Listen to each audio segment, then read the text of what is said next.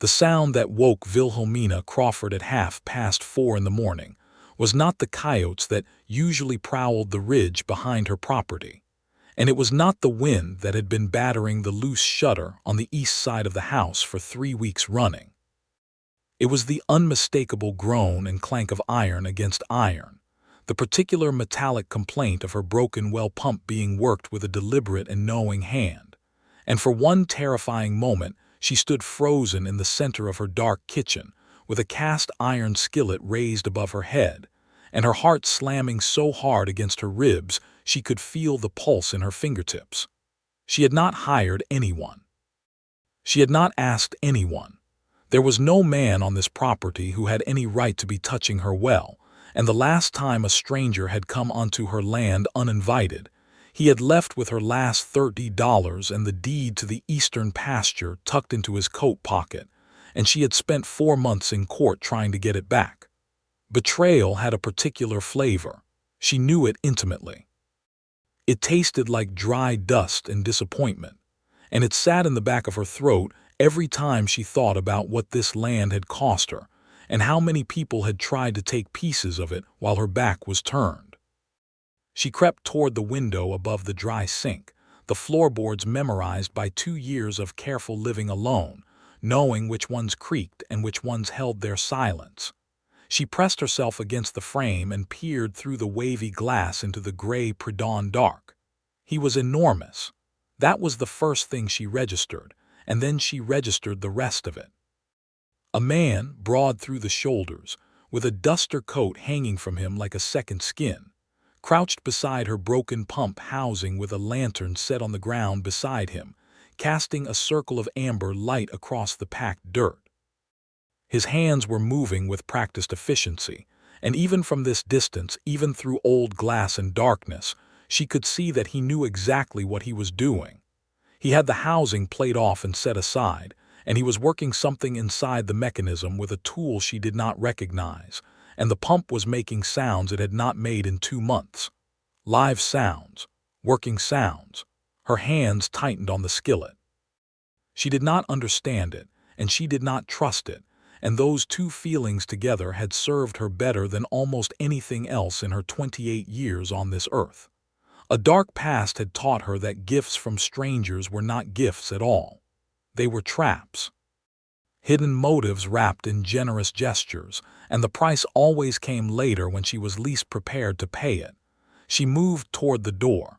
She reached for the latch. And then the pump gave one sharp, clean metallic report, and water began to rise up through the spout with a pressure she had not felt since August. And the man rocked back on his heels and tilted his head and looked at the water running clean and cold into the trough below. And something in the angle of his posture, something in the way he sat back without triumph or performance, just the quiet satisfaction of a thing done right, made her hand stop on the latch. She stood there. The water ran. The sky began to lighten at the horizon, and by the time the first gray thread of dawn had stitched itself across the eastern ridge, he was already standing, already collecting his tools with the same quiet efficiency, already extinguishing his lantern, already walking toward the road. She threw open the door. He was gone. There were boot prints in the dirt, and the well pump stood repaired and gleaming in the early light, and the trough was full for the first time since the mechanism had cracked in October, and Wilhelmina Crawford stood on her porch in her nightgown with a skillet in her hand, and felt something she had not felt in a very long time. The urge to run after someone. She did not run. She was not a woman who ran after men. She was not a woman who ran after anything. She stood on her porch and she watched the road and she breathed, and after a long moment she set the skillet down on the porch rail and walked to the pump and pumped the handle once, twice, and felt the resistance catch and give and release a column of cold, clear water that splashed over her feet in the cold November morning. Real. Working. Fixed. She pressed one hand flat against the iron housing, still warm from his lantern, and thought about dark pasts and forbidden gratitude and secrets she had not yet been told, and she made herself a very firm promise that she was going to find out who he was before the day was finished. That promise turned out to be considerably harder to keep than she had anticipated, because nobody in the town of Caldwell Crossing, Kansas knew the man's name, but they all knew his face. Wilhelmina had ridden into town that morning with dry hair and muddy boots, and a determination in her jaw that her neighbor Esther Holcomb had once described as the most terrifying expression she had ever seen on a woman in daylight. She had tied her gray mare to the post outside Morrison's General Store and walked in before the bells above the door had finished announcing her, and gone straight to the counter where old Amos Morrison stood sorting mail. "There was a man on my property last night," she said without preamble. Amos looked up. He was 72 and had the kind of face that had stopped being surprised by anything around the time of the second administration of Ulysses Grant. "There," he said, "repaired my well pump, did not ask permission, did not introduce himself, was gone before sunrise." Amos set down his mail. "Big fellow, duster coat, does not talk much." Wilhelmina's eyes narrowed. "You know him?" "Know of him," Amos said carefully, which was a distinction that felt significant.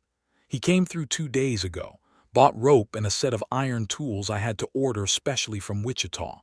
Paid in coin, full price, did not try to bargain. Slept in the livery." Amos paused. "People call him the Iron Drifter. The Iron Drifter."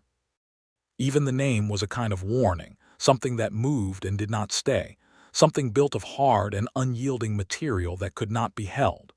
Wilhelmina absorbed this with the particular patience of a woman who had learned to sit with information she did not like until it settled into something she could use. "Does he have an actual name?" she said. "He said Wesley Haskins," Amos told her. "Whether that is the truth or a name borrowed for convenience, I could not say. Wesley Haskins." She turned the name over in her mind the way you turned a coin over to see both faces, and neither face told her much. It was a plain name, a name without pretension or invention, and that either meant he was honest or that he was the kind of man who knew how to construct a plain surface over complicated depths. She had known both kinds. She had learned to be suspicious of the plain surface particularly. "Where is he now?" she asked. Amos shrugged one shoulder. "Last I heard he was at the livery still, but that was this morning, and men like that do not generally stay." Wilhelmina thanked him and left. She walked the length of the main street of Caldwell Crossing, which was 4 blocks long and contained everything a frontier town of 600 souls required: a saloon, a church, a dry goods establishment, a doctor's office, a land office, and a livery stable at the far end where the road bent east toward the open grassland. She walked past the land office without looking at it, which took a particular effort because she had spent so many hours inside it arguing for her rights, and she pushed open the wide door of the livery and let her eyes adjust to the warm, dim interior. The smell of hay and horses and lantern oil hit her first, and then she saw him. He was at the back of the stable, not working on anything, not sleeping. He was sitting on an upturned bucket with his elbows on his knees and a piece of paper in his hands, reading. He was reading something. This detail caught her completely off guard, this quiet act of ordinary civilization in a man who by all accounts had appeared out of nowhere in the pre-dawn dark to perform an act of extraordinary and unexplained generosity. He was indeed enormous. She had not been wrong about that from behind the glass. He was well over 6 feet, broad through the chest and shoulders, with hands that even at rest looked like they had been designed for serious work. His face was weathered in the way of a man who had spent years in the open, but it was not old. She put him somewhere near 30, perhaps 32, with dark hair that needed cutting and a jaw that carried 3 days of beard with complete indifference. There was a scar along his left jawline that ran from below his ear to the corner of his mouth, old and silvered, the kind of scar that had a story attached to it she had not earned the right to hear yet. He looked up from his paper when she came in, and his eyes were a very dark brown, almost black in the livery shadow, and they were absolutely unreadable. "You are Wesley Haskins," she said. It was not a question. "Yes," he said. "I am Wilhelmina Crawford. You were on my land last night." Something moved in his eyes, not guilt, not defensiveness, Something more like acknowledgement, the way a man looks when he has been waiting for a consequence and it has arrived in a form he can meet squarely. "I was," he said. "You repaired my pump," she said. "It needed repairing." She stared at him. "You do not know me. You had no reason to be on my property at 4 in the morning.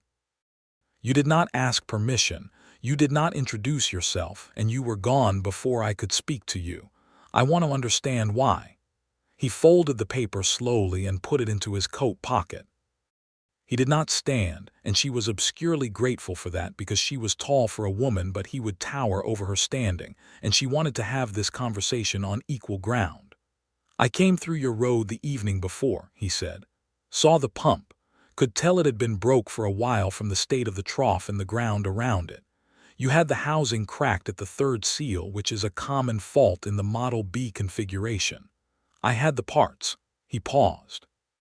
"I did not want to knock on a woman's door alone after dark. So you came back before sunrise instead," she said. "I thought it would be done before you woke." It nearly was. A very small thing happened at the corner of his mouth, not quite a smile, the shadow of the possibility of one. "I apologize for the intrusion," he said. "It was not meant as such." Wilhelmina looked at him for a long moment. She was searching him for the hidden motive, for the angle, for the thing that came after the gift, because in her experience there was always something that came after, but she could not find it.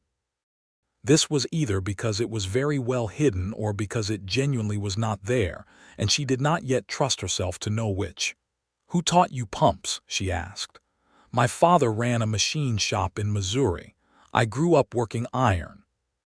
He said it without pride or weight, just fact, the way you state the color of a sky. "Missouri," she said, "long way from Kansas." "There is a long way between most places I have been," he said. She absorbed this. Drifter, iron drifter, a man who moved between long distances, who fixed things and left, who had been moving long enough that it had become the definition of him, the thing people called him instead of his name. "What do you want for the work?" she said. "Because I will not be in anyone's debt without knowing the terms." He looked at her steadily. "Nothing," he said. "That is not an acceptable answer. It is the only one I have." "I do not accept it," she said, and heard the stubbornness in her own voice and did not apologize for it. "You used your tools and your time and presumably your knowledge. All of those have value. I have a farm with a working pump now and you have nothing for your trouble. I will not have that. What can you use? I have eggs. I have a winter garden that is producing well. I put up preserves in August. I have a spare stall if you need more time here before you move on." Something shifted in his face then. Something that might have been surprise, or the particular softness that comes to a man who has not been offered simple comfort in longer than he can easily say. He looked at her as if she had said something in a language he had not expected to hear. "The stall," he said after a moment. "One night, that would be fair." "Good," she said. "Then it is settled. You can use the stall at my place and you will have supper tonight, and in the morning we are even and there is no obligation between us in either direction." She did not know why she said supper. She had meant to say that the stall sufficed, that sleeping in a warm space was payment enough for a pump job.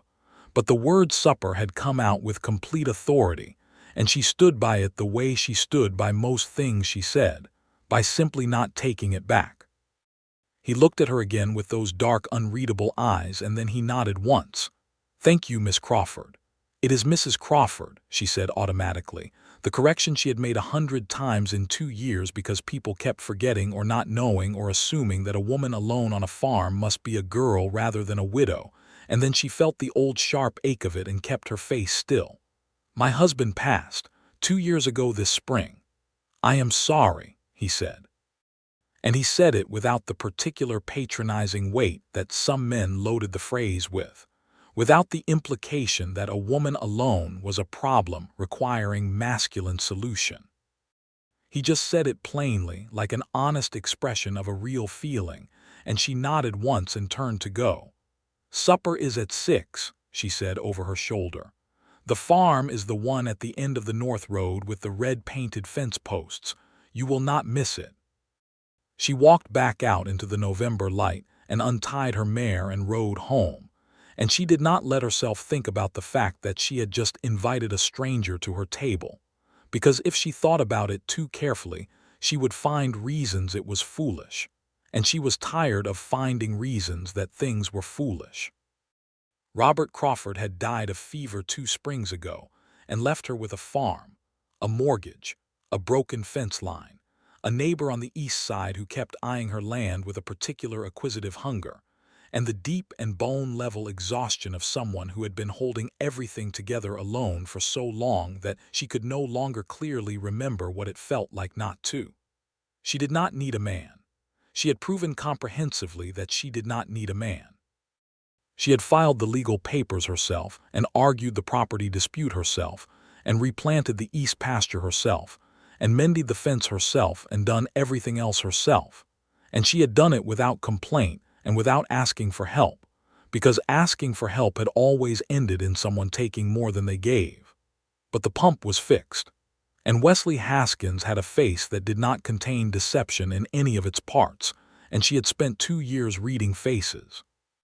She made a good supper. She was honest enough with herself to admit that she made a better supper than she had made in some time, proper biscuits with butter rather than the quick cornbread she usually made for herself, a pot roast with turnips and carrots from the garden, and a jar of the peach preserves she had been saving since August because they were the best batch she had ever made, and she kept finding no occasion good enough to open them. She told herself this was simple hospitality. You fed a guest properly. That was the rule. It had nothing to do with the particular quality of the quiet that had been living in her house for 2 years, the way silence had weight and texture when there was no one to break it with ordinary conversation, the sounds of another person moving in a space. He arrived at 2 minutes to 6, which told her something about him. He had cleaned up. He had found water somewhere, the pump at the livery she supposed, and had washed his face and hands, and his hair was still damp at the temples, and he had taken the worst of the road dust off his coat, and he stood on her porch with his hat in his hands and knocked twice, politely. She opened the door, and the warmth and smell of the food moved past her into the cold November air, and she watched him register it in his face, the involuntary softening of a man encountering unexpected comfort. "Come in," she said. He came in carefully, with the particular deliberate care of a large man in a small space, making himself take up less room than his actual dimensions required. He looked at the interior of her house with eyes that noticed everything but announced nothing, and she watched him notice the bookshelf, which had more books on it than most frontier households contained, and the quality of the curtain she had made herself, and the small framed photograph on the mantel. He did not ask about the photograph. She was aware of him choosing not to, and she appreciated the choice. They sat and ate, and it was awkward in the first few minutes with the particular awkwardness of 2 people who do not know each other's rhythms attempting to occupy the same space. But then she asked him about the pump mechanism simply because she genuinely wanted to understand what he had done, how he had fixed it, what had been wrong with it precisely. And he answered in careful technical language that she could follow because she was not a woman who pretended not to understand things she could understand. And then he realized she was following him, and he became more specific. And then she asked a question that caught him off guard with its precision, and she saw the surprise move through. "Face like weather. Where did you learn to ask questions like that?" he said. "I read," she said simply. "I have the Montgomery Ward catalog, and I sent away for the manual that came with the pump when I ordered it. I read it cover to cover. I just could not execute the repair because the housing seal required a particular type of iron stamp that I did not own." He looked at her steadily. "You knew what was wrong with it." "I knew exactly what was wrong with it. I did not have the tool." "Why did you not send to the hardware in Wichita for the stamp?" "Because the hardware in Wichita wanted $4.30 for the stamp and 5 days of waiting, and I had neither the $4 nor the luxury of 5 days without water at the end of October," she said. She said it simply, without shame, because it was simply true. The economics of a small farm in 1884 Kansas were not a comfortable subject, but they were a real one, and she had stopped being ashamed of reality sometime around the 3rd month after Robert had died. Wesley Haskins was quiet for a moment. "I had the stamp," he said. "I surmised as much. It is a common enough fault. I carry the pieces for it." "What else do you carry?" she asked, and it came out with more genuine curiosity than she had intended, and she saw him hear that curiosity and something in him warm slightly toward it. "Enough to fix most common iron problems," he said. "Pump mechanisms, lock mechanisms, hinge fittings, gate hardware, axle components." He paused. "My father was very thorough in what he taught me." "Was," she said. "He died 8 years ago," Wesley said. "Influenza." "I am sorry," she said, and meant it exactly as plainly as he had meant it when he said it to her. "My mother remarried," he said. "The shop went to the new husband. That was when I started moving." There it was. The beginning of the dark past, offered not as a bid for sympathy but as a simple accounting of how a man became the thing he had become. She sat with it respectfully, the way you sit with someone else's history when they are brave enough to let you see the shape of it. "Do you miss Missouri?" she asked. He considered this with what she was coming to recognize as his characteristic thoroughness, the way he did not answer quickly but did not stall either, just took the time a real answer required. "I miss having a place," he said finally. "Not Missouri specifically, just the idea of a place that belongs to you and to which you belong." The peach preserves were on the table in the open jar, and the biscuits were nearly gone, and the fire was burning well. And outside the Kansas night had come down cold and clear and full of stars, and Wilhelmina Crawford sat across from this careful, thorough, enormous, quiet man with the scar along his jaw and the dark, unreadable eyes that were, she was beginning to see, not actually unreadable at all. They were just very private. There was a difference. "You could stay," she said. "Not permanently. I am not suggesting anything improper. But there is work here that I cannot do alone, and the winter is coming, and I have a stall and a bunkroom that Robert built and never used, and I can pay in room and board and a fair wage when the spring work begins. If you want a place for a while," she said, "you could have this one." She had not planned to say that either. She was noticing that this man had a way of pulling words out of her that she had not scheduled, which was either a gift or a trap, and she did not yet know which. He looked at her for a long time. The fire crackled. Outside a night bird called once from the cottonwood. "I would not be a burden to you," he said carefully. "I am not offering charity," she said sharply. "I told you there is real work. I have a fence line on the north end that needs half its posts replaced before the ground freezes. I have a barn roof with a damaged section. I have the bunkroom door that will not close properly. I have 40 other things on a list I keep in the kitchen that I add to regularly and cross off very slowly. I am offering employment. Do not confuse it with pity." Something almost like a smile came to his mouth then, fuller this time, enough that she could see it clearly. It changed his face considerably. It made him look younger and less armored, and she felt it in her chest the way you feel a sudden warmth after cold, the involuntary physical response to something welcome. "I was not confusing it with pity," he said. "I was making sure you were not confusing it with obligation." "I am not a woman who acts from obligation," she said. "No," he said, and the single word carried the weight of something he had already observed and already decided about her, and the certainty of it moved through her strangely. "I did not think you were." He stayed. He moved into the bunkroom, which was a small addition Robert had built onto the back of the barn, with the intention of housing help that had never materialized, because they had run out of money before they could afford to hire anyone. It had a rope bed and a small wood stove and a window that faced east, and Wesley Haskins occupied it with the same careful minimalism with which he occupied all spaces, leaving barely a mark, taking up precisely the room he needed and no more. The first week was entirely practical. He began on the fence line, which was indeed in the serious disrepair she had described, and she watched from the window some mornings as she made breakfast and saw him work with a focused steadiness that impressed her professionally before it impressed her in any other way. He did not rush, and he did not idle. He moved at the pace of someone who understood that good work done at a sustainable speed was worth more than fast work done badly, and by the end of the fourth day, he had replaced 14 posts and rehung the wire, and the north fence was better than it had been since the year they put it up. He ate supper with her every evening. This had somehow become an arrangement without either of them explicitly deciding it, simply occurring naturally because there was one kitchen and one table and two people at the end of a working day, and it would have been strange and effortful not to. They talked.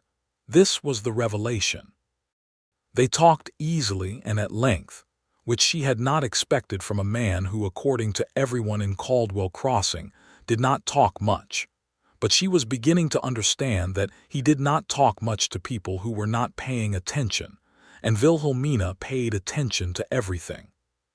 She told him about the land dispute, the neighbor on the east side, Garrett Oliphant, who had been trying in various legal and extra-legal ways to absorb her eastern pasture for the past 18 months. She told him about the long months she had spent in the county court, and the lawyer in Wichita who had cost her more than she could comfortably afford but whose work had ultimately secured her deed. She told him about the way Oliphant had sent men onto her land the previous spring to pull up her boundary markers, and how she had replaced them herself, and documented everything in a letter to the county sheriff that she was not sure the county sheriff had read. Wesley listened to all of this with his characteristic stillness, and at the end he said, "Do you have the deed recorded with the county office?" "Yes," she said. "I filed the corrected recording myself, and the attorney's correspondence. Kept every letter," he nodded. "Then you are protected legally. The question is whether Oliphant respects legal protection." "He does not," she said. "He respects power. Specifically the power that comes from being a man in a time and place where that is still the decisive advantage." Wesley looked at her, and the thing in his eyes was complicated. It was not pity and it was not dismissal, and it was not the particular kind of uneasy deflection that men sometimes deployed when women named injustice plainly. It was something more like acknowledgement, and after it he said, "Then it is fortunate that the fence line is now in excellent repair." She laughed.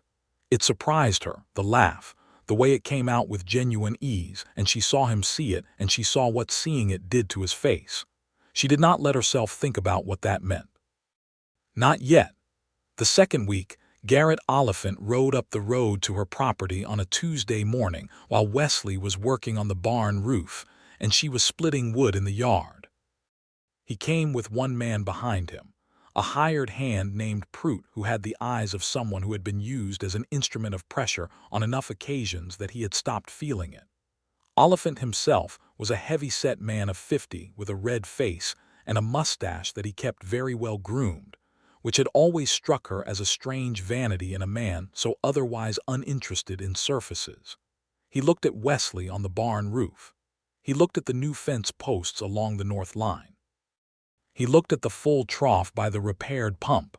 Something moved through his face that she had learned to read as recalculation. "Miss Crawford," he said. "It is Mrs.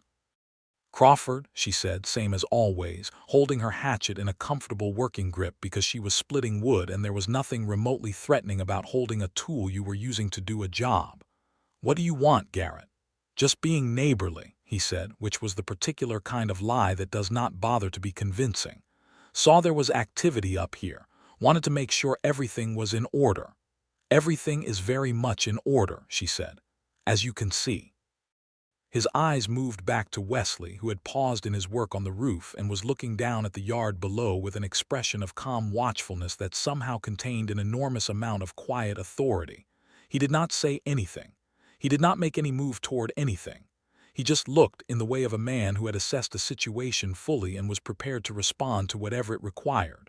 Oliphant's mustache twitched. "New hired man," he said.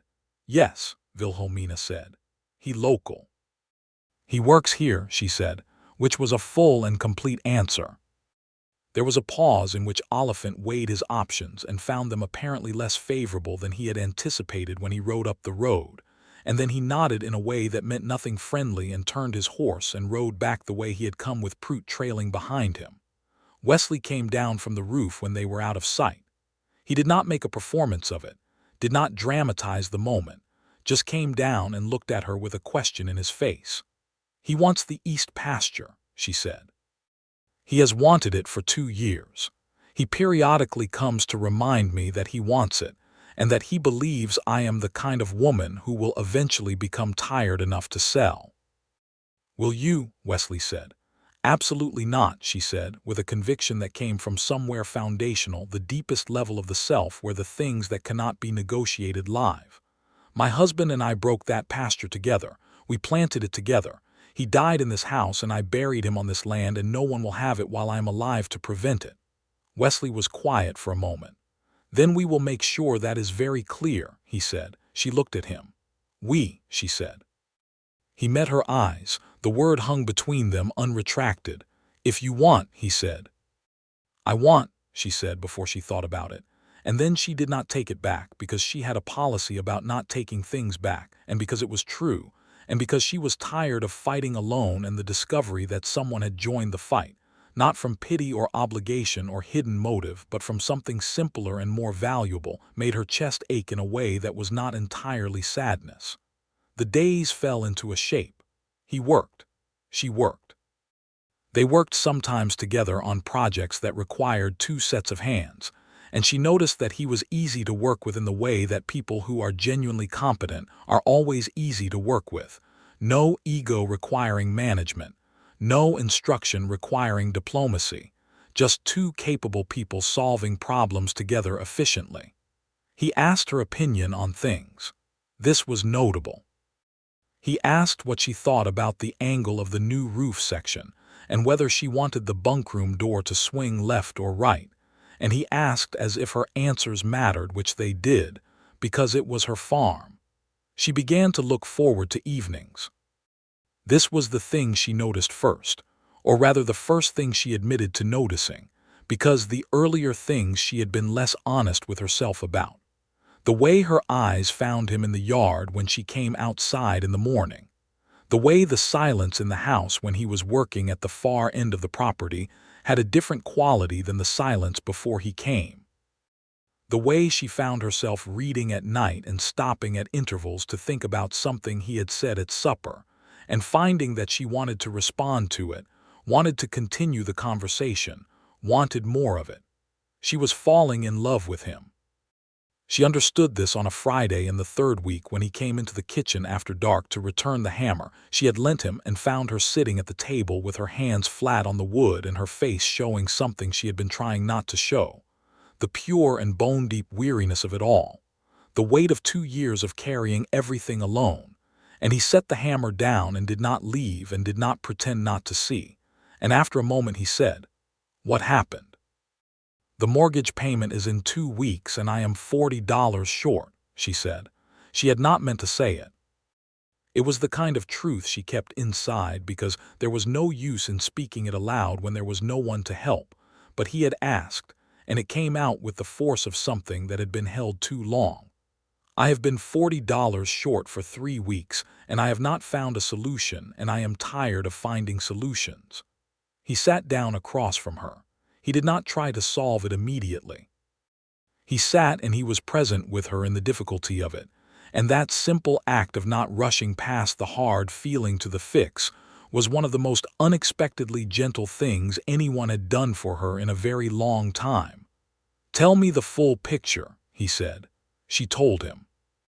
She told him everything: the mortgage balance, the state of the farm accounts, the cost of winter feed she had already purchased, the income she expected from the winter garden she was selling portions of, the gap between what was coming in and what was owed. She laid it out with the same clarity and precision with which she laid out all difficult things, because the only way she knew how to face problems was to look at them directly. He listened to all of it. Then he said, "I have $40. She looked at him. "No," she said immediately, "that is not what I was asking for." "I know," he said.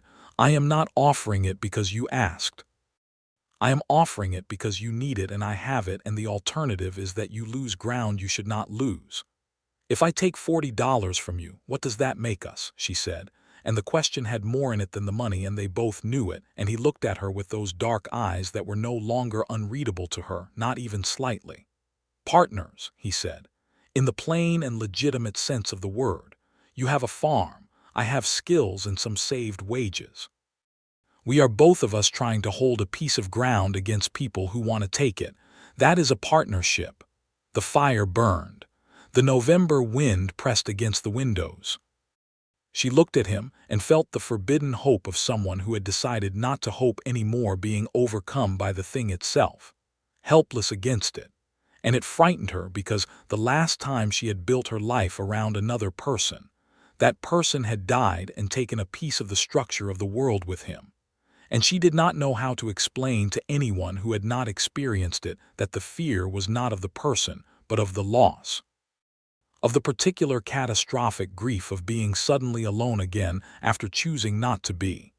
"I am afraid," she said. She had never in her adult life said that sentence to another person.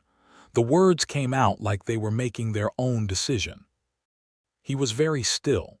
"Of what?" he asked quietly. "Of this," she said. "Of how much I look forward to evenings. Of the fact that I noticed 3 days ago that you take your coffee without sugar, and I do not know when I started noticing things like that. Of you leaving in the spring because you are a drifter, and that is what you do, and I will have built something on it, and then it will be gone." He did not say anything immediately. She watched him sit with her words the way he sat with everything, with the full weight of his attention. The fire snapped. "I have been thinking about leaving since the day I arrived," he said finally. "That is true. It is what I do. I think about the next road and the next problem to fix and the next place." He paused. "I have been thinking about it less as the weeks go." She looked at him. "I do not know what I am built for anymore," he said. "I thought I was built for moving. I am starting to think I may have been mistaken."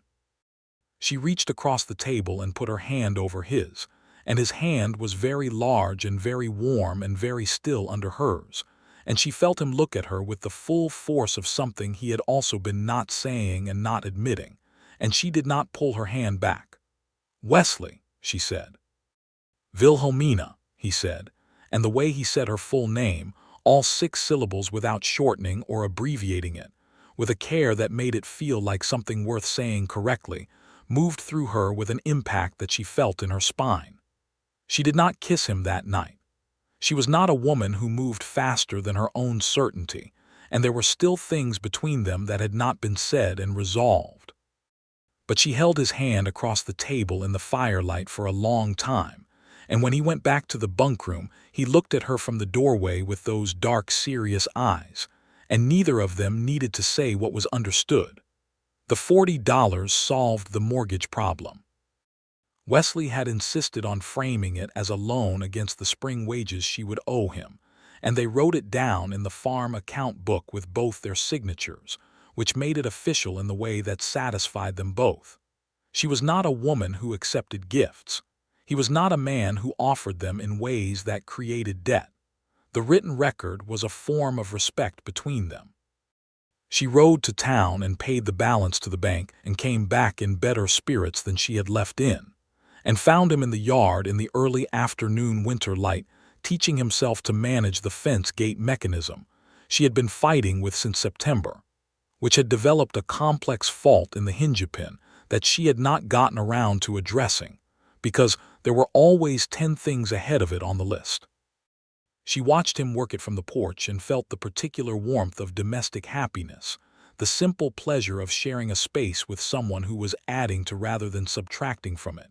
And she thought about Robert and felt the grief there. But it was the settled grief now, the kind that had found its place inside her, and learned to coexist with living rather than blocking it. Robert Crawford had been a good man. He had been cheerful and hardworking, and he had loved her genuinely, and she had loved him back without any doubt. He had not been much of a reader. He had not been interested in pump mechanics. He had told her regularly that she was too serious, and she had told him regularly that he was not serious enough, and they had laughed about it, and it had been fine. His death had been a genuine and terrible loss. Wesley Haskins was a completely different category of person. This was not better or worse than Robert, it was simply different, the way two true things can both be true without one canceling the other. He was serious in the way she was serious. He thought carefully before he spoke. He read. He understood iron and mechanics and the physics of structures. He was entirely comfortable with silence that did not need to be filled with noise, and when he spoke, it was worth listening to. She did not feel disloyal to Robert thinking this. She felt that Robert, who had been genuinely cheerful and genuinely good, would have approved of Wesley Haskins in the thorough, pragmatic way of a man who wanted his wife to be all right after he was gone. The weeks moved forward. December came and the temperature dropped sharply and the ground hardened, and the work shifted to indoor repairs and preparations for winter. Wesley fixed the bunkroom door and the kitchen window latch that had been sticking and rebuilt the hinge on the root cellar door that had failed in October and done her injury to her shoulder twice. He did these things with a methodical attention to quality that left everything he touched better than he had found it. One evening she read to him. She had not meant to, had simply begun reading aloud from the novel she was working through, a thick book by George Eliot that had come in the last mail order shipment, and had kept reading because he was listening with his full attention, watching her from across the table with a quality of absorbed interest that made reading aloud a pleasure rather than a performance. When she stopped at the end of a chapter, he asked her to continue, and she did until it was quite late, and she looked up at some point and the fire had burned low and they were in near darkness, and he was looking at her with an expression that she recognized now without difficulty, the thing he felt when he was feeling it most directly and had stopped trying to keep it private. "Wesley," she said. "I have to say something," he said. "I have been trying to find the right way to say it, and I am not certain I have found it, but I think if I wait for the right way I will wait indefinitely, so I am going to say it imperfectly." He was very still. "I came to this town because the road came to this town. I fixed your pump because it needed fixing. I stayed because you asked me to, and because there was work, and those are the reasons I told myself, and they are not false, but they are not the whole truth." He paused. "The whole truth is that in 20 years of moving, I have not met anyone who is what you are, and I am finding it very difficult to think about moving on in a way that has nothing to do with pump mechanisms or fence posts or the mortgage." She set the book down on the table. "What does it have to do with?" she said, though she knew. "You," he said simply. "It has to do with you." She stood up and walked around the table and stopped in front of him, and he stood up because he was that kind of man, the kind who stands up, and they were very close in the low firelight, and she put her hand against his face, against the scarred jaw that she had been wanting to touch since the first morning she had seen him, and he closed his eyes for just a moment. That involuntary closing of the eyes that means something is almost too much to hold steady. "I need to know that you mean it," she said quietly. "Not as a pleasant feeling or a convenience. I need to know that if I open this door, you are walking through it with the intention of staying. Because I cannot do what I did once more if it ends the same way." He opened his eyes. "I mean it," he said. "I understand what you are asking, and I am not saying it lightly. I have been alone for a long time, and I have preferred it because it was simpler and because I did not see anything that made me want to choose differently." He looked at her with complete steadiness.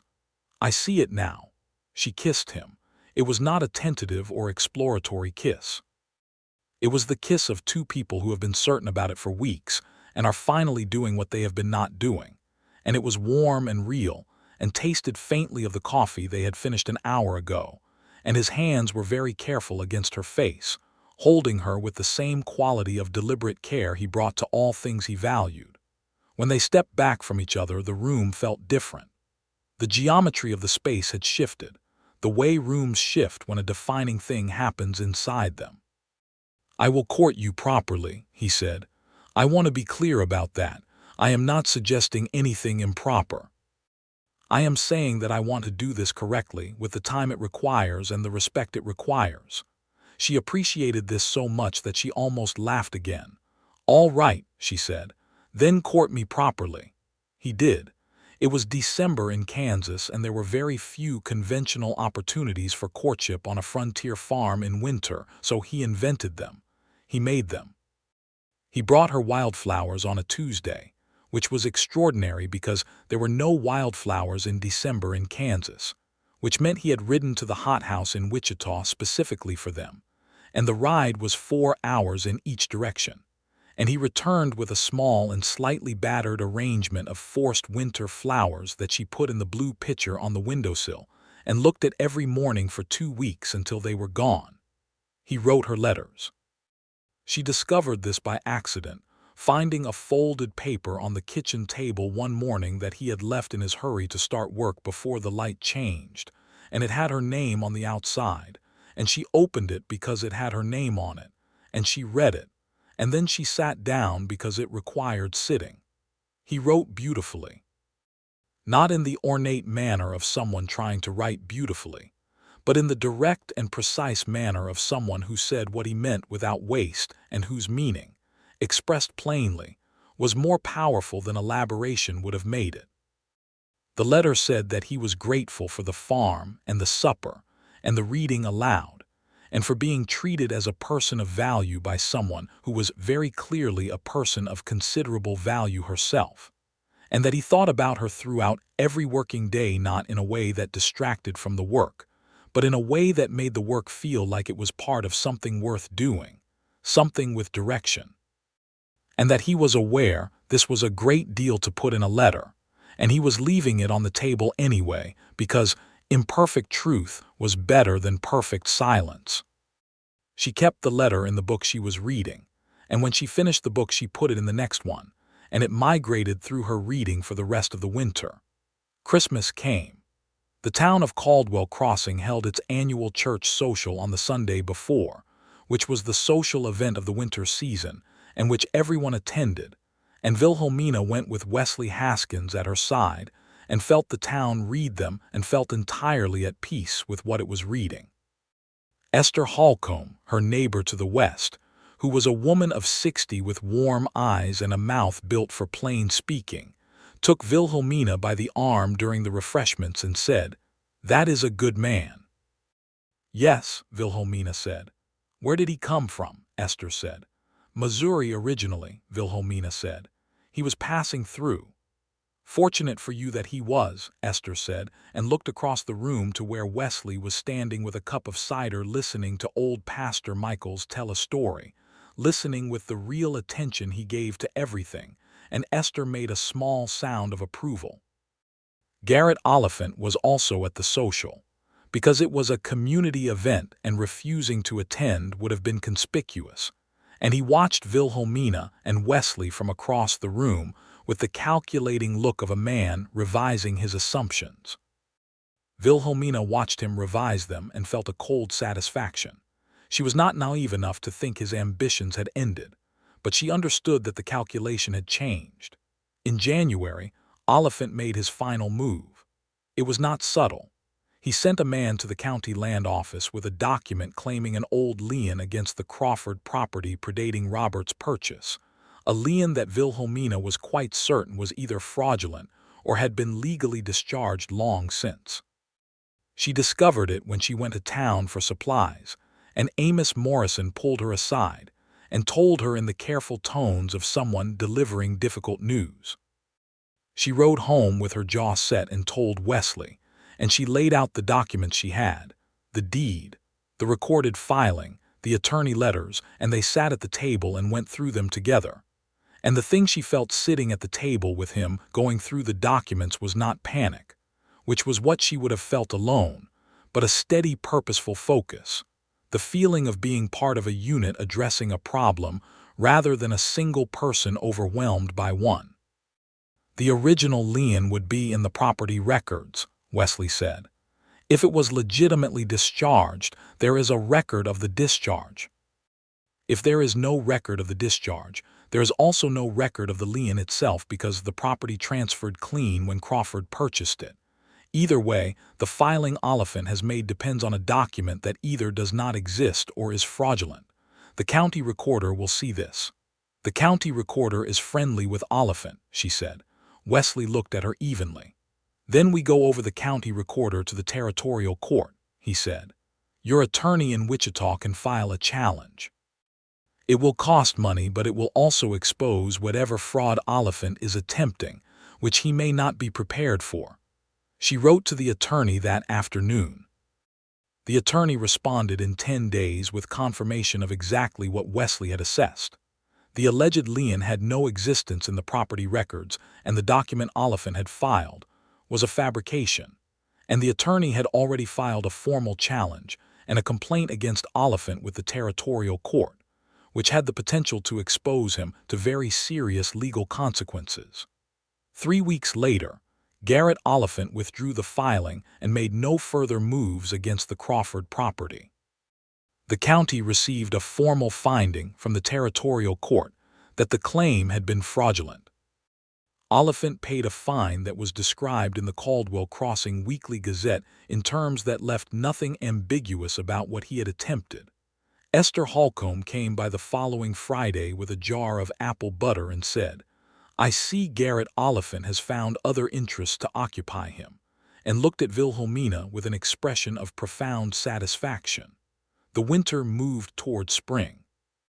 The quality of the days changed as February gave way to March, a loosening in the air, a change in the light that came earlier each morning and lingered later each evening, and Wilhelmina felt the farm wake up under her hands the way she did every year, the deep and reliable pleasure of a thing that had been dormant returning to itself. She and Wesley had not spoken formally of the future since the December evening by the fire, but it was present in everything they did, in the way they planned the spring planting with the pronoun we rather than I, in the way they discussed the east pasture fence that needed rebuilding in April with a shared investment in its quality, in the small and accumulating architecture of two people building something together without yet having named what they were building. He asked her on a Sunday in March. They had ridden out to the east pasture to assess the fence condition, and the sky was the enormous pale blue of early Kansas spring, and the grass was beginning its return to green at the base, and the air smelled like cold water and turned earth, and he stopped his horse and she stopped hers, and he looked at the land for a moment and then he looked at her. "Wilhelmina," he said. "Yes," she said. "I want to stay," he said. "Not as a hired man, as a partner in the full and permanent sense of the word. I want to stop being the iron drifter and start being the man who belongs to this place. If you will have me," he paused, "I would like to marry you, if you are willing." She had known it was coming.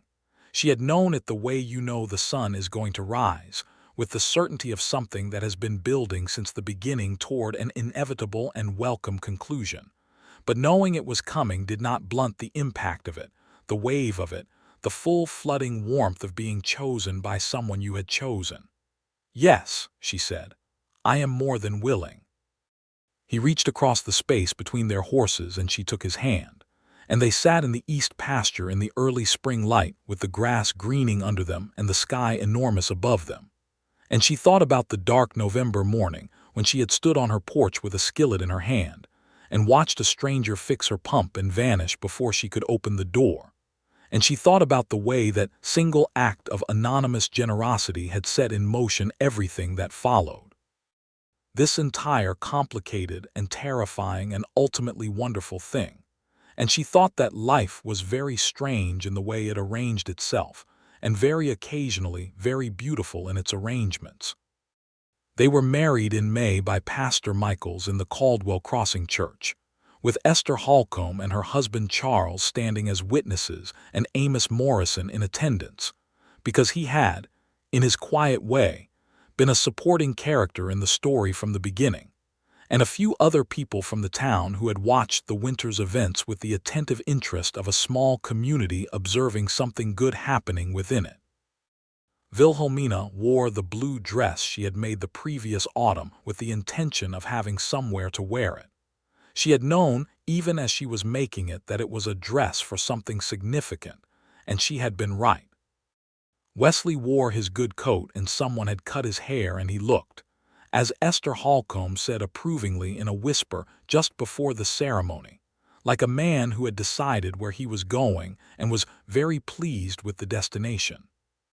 The vows were the traditional ones, and she meant every word of them with her entire self. And when they were done, and Pastor Michaels pronounced them married, she felt something in her chest that was not just happiness but completion, the feeling of a thing that had been incomplete for 2 years, and perhaps longer finally finding its correct shape. Afterwards there was cake made by Esther and cider from the Holcomb apple press, and a great deal of conversation.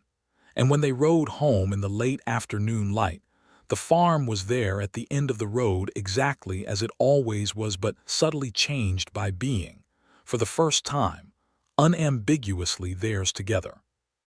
The spring planting happened, and then the summer work, and they moved through the cycles of the farm in the partnership they had constructed, which was genuine and practical and equal in the ways that mattered.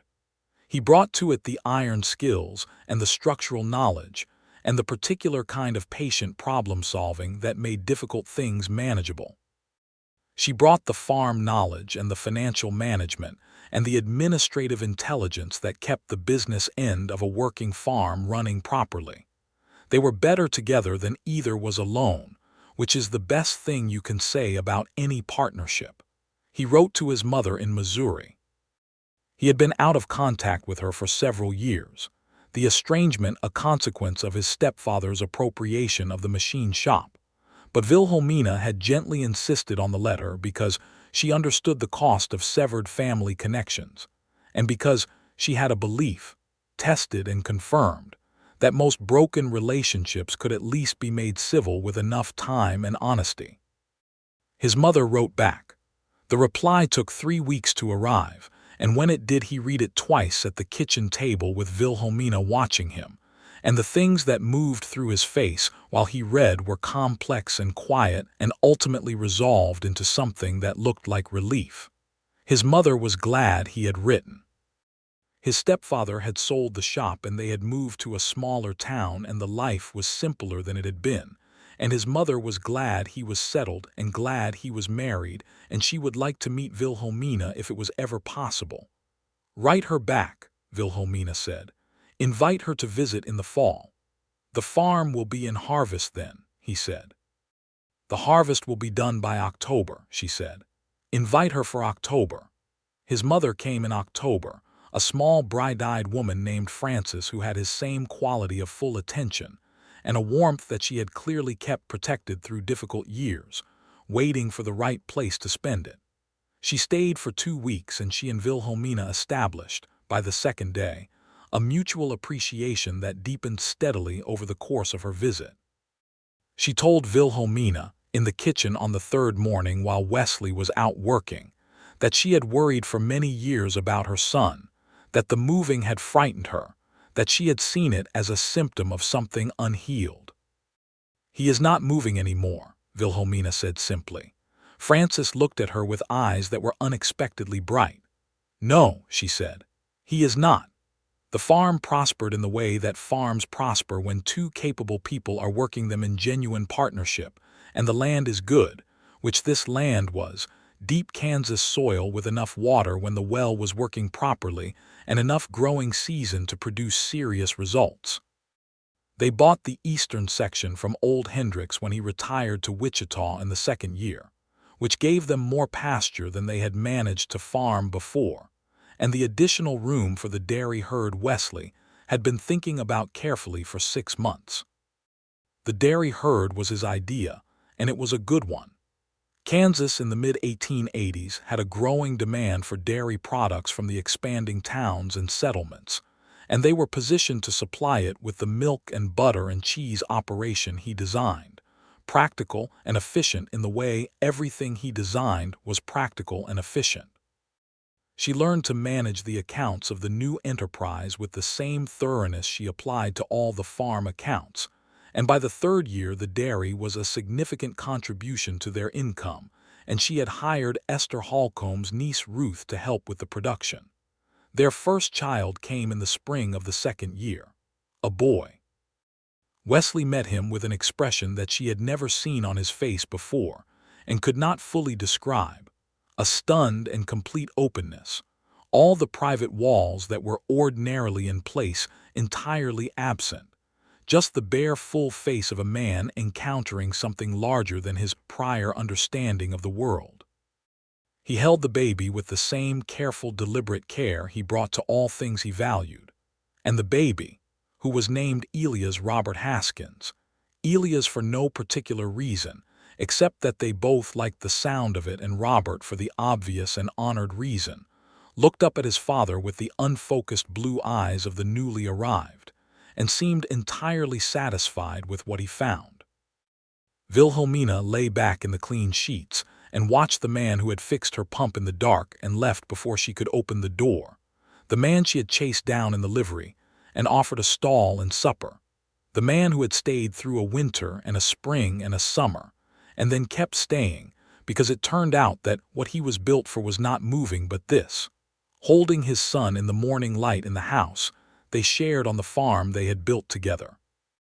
And she felt a happiness so large and so steady that it seemed structural rather than emotional, less like a feeling than a fact of the world. Garrett Oliphant, it should be noted, had sold his property to a cattle company from Abilene by the following summer and moved elsewhere, which the people of Caldwell Crossing discussed with the particular satisfaction of a community that has watched justice arrive at a deserving address. The land was broken up and sold to 3 different families from Missouri and Nebraska, and the eastern boundary of the Crawford farm was eventually secured by the sale to Wilhelmina and Wesley of the section that had been the point of original contention, which they purchased at fair market value and incorporated into the expanded operation. Ruth Holcomb, who was Esther's niece and had been working the dairy, met a quiet schoolteacher named James Packard at the church social in the winter of the 3rd year, and that story had its own progress and conclusion, with Esther hosting a wedding supper the following spring and crying through the entire ceremony with an expression of complete happiness. Amos Morrison at the general store had a habit of asking Wesley, when he came in for supplies, about various iron problems that his customers had described, small technical questions about machinery and tools, and Wesley answered them with the thoroughness he brought to all questions, and Amos cataloged the answers in a small notebook he kept behind the counter. Nobody asked him why he kept the notebook, but everyone suspected it was because he planned to write a useful manual and give it to the county extension service, which was exactly what he eventually did. In 1887, a 20-page document titled Practical Iron Maintenance for the Working Farm that cited, in its opening acknowledgement, the knowledge of a drifter who had stopped drifting. Wilhelmina's 2nd pregnancy came in the autumn of the 4th year, and she carried it well, working through the harvest with her characteristic determination, and only reluctantly accepting Wesley's increasingly insistent redirection of the heavier physical labor toward himself and the 2 hired men they had taken on by then. The 2nd child was a girl, born in the winter, with dark hair like her father and her mother's particular expression of absolute certainty, and they named her Clara Frances, the Frances for Wesley's mother who was becoming a regular visitor, and she was from the first day a person of considerable force and opinion, which both her parents recognized and regarded with undiminished pride. Elias was 3 when Clara was born and greeted her with a toddler's combination of intense curiosity and complete confidence that she had been brought specifically for his benefit, and he was not entirely wrong about this. They were, from the beginning, thick as thieves, which was both a delight and an occasional logistical challenge.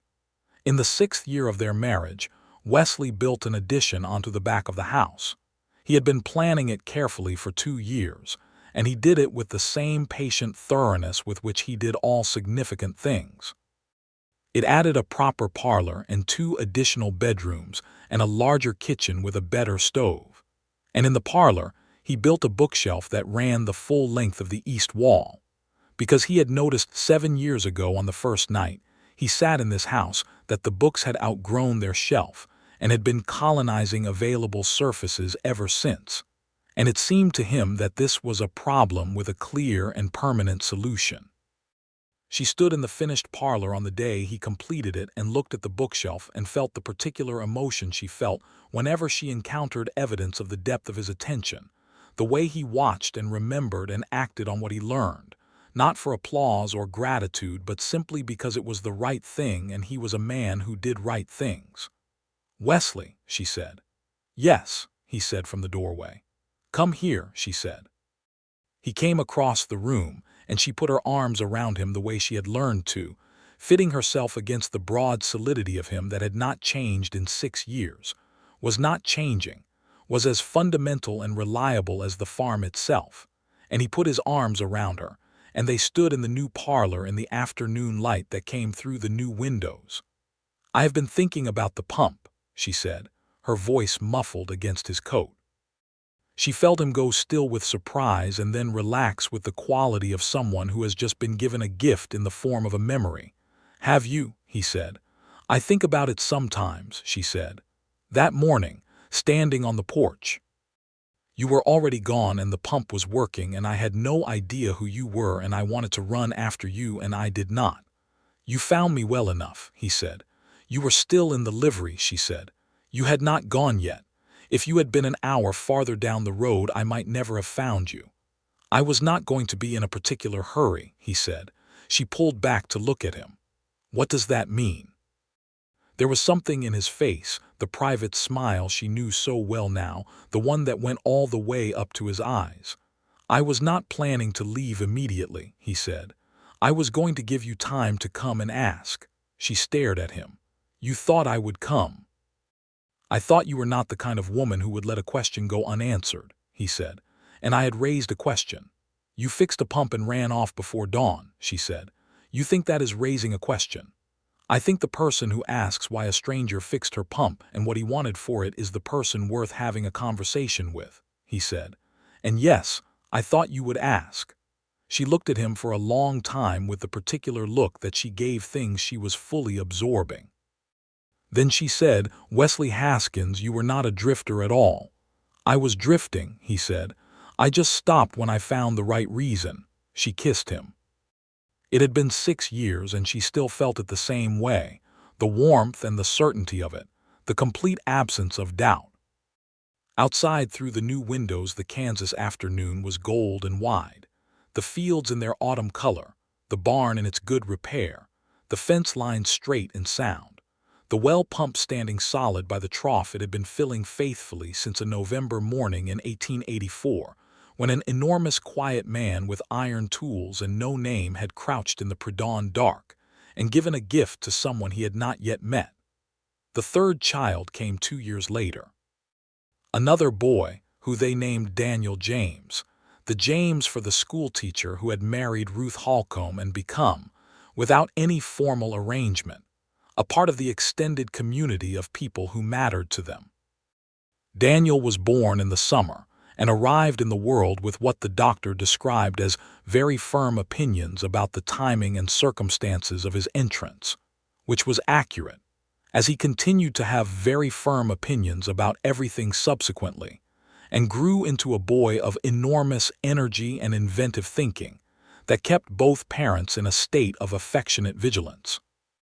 Elias, who was 9 when Daniel was born, took the role of older brother with a seriousness that made Wesley laugh quietly and Wilhelmina recognize with something that felt like looking in a mirror. Clara was 6 and had long since established that she was the organizational intelligence of the sibling group and saw no reason to revise this with the addition of a new member. Daniel accepted all of this and added his own contribution, which was a willingness to attempt anything regardless of whether it had been established as possible, and the farm acquired a new dimension of unpredictability that was tiring and wonderful in equal measure. Wesley taught Elias the iron work as he had been taught by his own father, carefully and thoroughly, not pushing but offering, making the machine shop they had built in the second barn a place of discovery rather than obligation. Elias took to it with a natural ability that Wesley watched with the quiet pride of a man who has passed something forward rather than letting it stop with him. Clara wanted to learn it too, and Wesley taught her without hesitation, because there was no reason not to, and because she had inherited her mother's capacity for precision, which was the most important skill in iron work after patience. Daniel at 6 was already expressing interest in less precise and more explosive aspects of mechanical science, which they addressed with careful redirection. Wilhelmina's books continued to arrive from the Montgomery Ward catalog and from the increasing range of mail-order options available in the late 1880s as the railroad made distribution faster and wider, and the bookshelf Wesley had built was full within 2 years, at which point he built a second one along the south wall without comment, which she regarded as one of the most romantic things she had ever witnessed. She began writing to her children's school about the curriculum. The one-room schoolhouse in Caldwell Crossing had 2 teachers by then, James Packard being one of them, and the curriculum was expanding as the town grew, and she had opinions about what should be included, and the precision and evidence with which she expressed those opinions eventually resulted in her being asked to join the school committee, which she did, and which led to a gradual and significant improvement in the library resources available to the school's children. Funded partly by a donation she organized, and partly by a grant she wrote to the County Education Board in language of such compelling clarity that it was approved at the first reading. Wesley came home from a supply run to Wichita in the spring of the 8th year, with something in his coat pocket that he set on the supper table after the children were in bed without preamble. It was a small box, and in it was a gold ring, a proper one, finer than either of the simple bands they had worn since their wedding, and it had been engraved on the inside with her name in letters she had to hold close to the lamplight to read. But when she did, she saw that it said not just Wilhelmina but Wilhelmina Haskins, her full name and her full life, and beneath it was a single word, stays. She looked up at him with eyes that were not behaving the way she would have preferred. "The first one was what we had available at the time," he said. "I have been meaning to do better." "Wesley," she said. "You stayed," he said. "You stayed through the winter when you could have kept me as a hired man and sent me on in the spring. You stayed on this land when anyone with less stubbornness would have sold to Oliphant and found something easier. You stayed with Robert's memory while building a new life, and you did it with honor. You have stayed through everything." He paused. "I wanted you to have something that says I know that, and that I am staying too, for everything that comes." She put the ring on her finger next to the plain band, and her hands were not entirely steady, and she did not apologize for that. And she stood up from the table and crossed the kitchen to him, and held on to him in the lamplight kitchen, with the sound of the Kansas night outside, and the sound of 3 children sleeping in the rooms of the addition he had built with his own hands. And she thought about that morning in November, the cold and the gray light and the water running into the trough, and the stranger's back already moving toward the road. She thought about what it had cost her to go looking for him. The exposure of it, the vulnerability of chasing down an unknown person on the strength of an act of anonymous kindness, and her own reluctant and terrifying curiosity. The risk she had taken in asking him to stay, first for one night and then for all the nights after. The ways that risk had been repaid, in full, in excess of any reasonable expectation, in a life that was harder and more complicated and more real and more beautiful than anything she had imagined standing on a porch in a nightgown at 4:30 in the morning. "You are the best repair you ever made," she said into his shoulder. She felt him laugh, the quiet, deep sound of it, his chest moving under her hands. "That is a very high standard," he said. "I have made some excellent repairs." "I know," she said. "I was there for most of them." Outside, the Kansas night was enormous and full of stars, the same stars that had been there over this land since before any person had laid claim to it, and the well pump stood in the yard below the dark window, and the water was where water needed to be, and the life they had built together was exactly what it was, real and present and permanent as iron. In the years that followed, they watched Caldwell Crossing grow from a small frontier settlement into a proper town, with a two-story schoolhouse and a bank and a newspaper and a railroad spur. And they watched Kansas change around them from open territory to something more settled and complex. And they changed with it, adjusted and adapted, and remained rooted to the land that had cost them both things and given them back more than they had paid. Elias grew up to be a craftsman, as Wesley had hoped, without pressing, opening his own machine shop in Caldwell Crossing in the year he turned 23, and doing it with the combination of technical skill and personal decency that was the clearest inheritance from both his parents. Clara went to the teachers' college in Wichita and came home to teach in the school her mother had improved, and brought with her a conviction about education and a husband she had met at college who was also a teacher, and also, upon meeting Wesley, clearly frightened of him in the productive rather than the harmful way, by which Wesley was quietly pleased. Daniel grew up to be an engineer, which surprised no one, and eventually went to Chicago to study at the Technical Institute there, and sent letters home that described the city with the wide-eyed enthusiasm of someone encountering a world larger than his imagination had prepared him for. And in those letters, he always asked about the farm and the pump, specifically the pump, because he had grown up hearing the story of its repair and understood that it was the foundation of all the rest.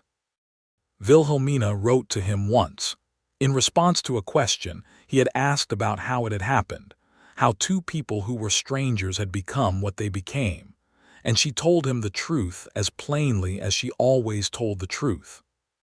She told him that it had started with a broken thing being fixed by someone who owed nothing but did it anyway, and that the way a person responds to that kind of grace, the decision to find the person who offered it and say thank you properly, to refuse to let an act of genuine kindness disappear unacknowledged, that response was itself a kind of character, and character was most of what you needed to build anything worth having. She told him that the rest was patience and the willingness to be frightened and to do the frightening thing anyway, and the specific good fortune of finding someone who was frightened of the same things and willing to be frightened of them together. She did not tell him it was simple. It was not simple. Nothing about it had been simple. The dark past that both of them carried, the betrayals and the losses and the loneliness that had shaped them before they found each other, had not disappeared in the heat of love or the practicality of partnership. They had had disagreements over the farm, over money decisions in lean years, over how to manage the children's education and ambitions, over the small and sometimes not so small conflicts that arise when two strong-willed people share a life and a purpose and a kitchen.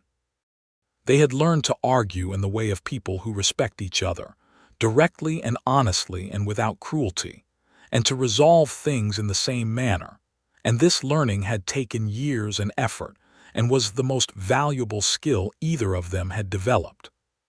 She told Daniel this too, because he was going to find someone someday, and she wanted him to know that the romance of the beginning was true, and the difficulty of the middle was also true, and neither one canceled the other, and the whole long thing together was what love actually was.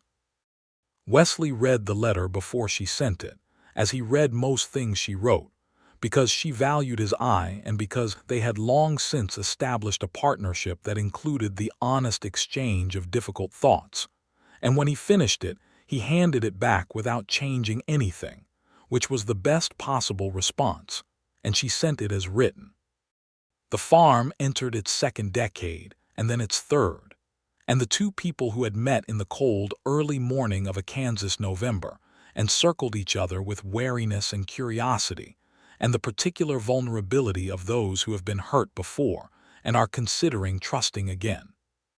Those two people became middle-aged and then older in the house that had grown and been repaired and expanded, and in the land that had been fought for and maintained and loved, with the consistency of people who understood that love is not only a feeling but a practice, a daily and continuing choice.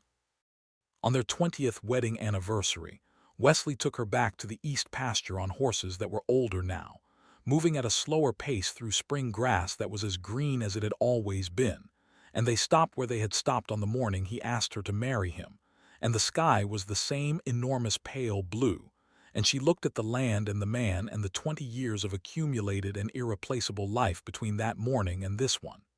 "Tell me something," he said. "What?" she said. "Anything," he said. "You always have something worth saying." She thought about it, there on her horse in the east pasture with the spring light generous around them, and the sound of the farm at work in the distance behind them, their son's machine shop represented by the faint ring of iron, their daughter's school represented by a distant thread of children's voices on the wind, their youngest somewhere in Chicago applying mathematics to the problems of a world becoming something none of them could fully predict. "I think about the pump," she said. "Still. I have thought about it at least once a month for 25 years. What do you think about it?" he asked. "I think about what you said," she said. "That you were going to give me time to come and ask. That you thought I was the kind of person who would not let a question go unanswered." She looked at him.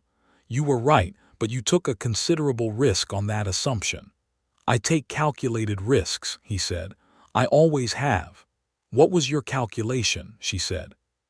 He looked at the grassland, the same land they had looked at together for 25 years, and his face was the face she knew better than any other face in the world, changed by time and weather and the deep particular markings of a life fully lived.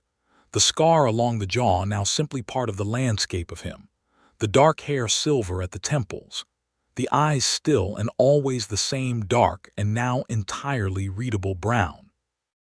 I calculated that a woman who kept her property documents in perfect order, who had read the pump manual cover to cover, who had a skillet in her hand before dawn and the nerve to go looking for a stranger in a livery stable, and the honesty to say she would not accept charity and the generosity to offer supper, was someone worth a considerable risk, he said. The calculation held. She reached across the space between them and put her hand in his, large and warm and familiar, and they sat together on their horses in the east pasture in the morning of their 25th spring. And the well pump stood back at the house in the yard where it had always stood, working as it had worked since a dark November pre-dawn, when an iron drifter with iron in his hands and something unsettled in his heart had crouched in the lamplight and fixed a broken thing for a woman he had not yet met, and changed everything that came after, and the water ran clear and cold and steady into the trough, and had not stopped since.